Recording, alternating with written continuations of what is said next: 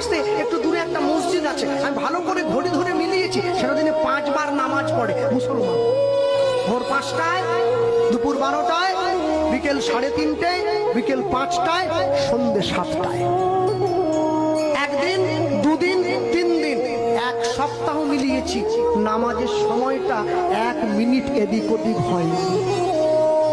আপনাদের এই পুরো সবঙ্গে যদি বন্যা হয়ে যায়, তবু নামাজের সময়টা পরিবর্তন হবে না। ওটা ভোর 5টার নামাজটা 5টাতেই হবে।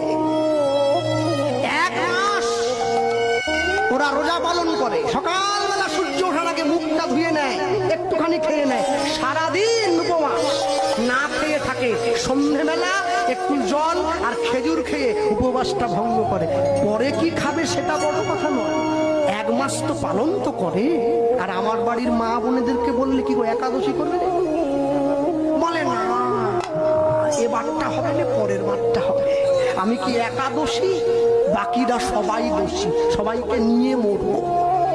ওরা সময় করে নামাজটা পড়ে, আর আমার বাড়ির মায়েরা বোনেরা সময় করে পরনিন্দা পরচর্চা নিয়ে ব্যস্ত।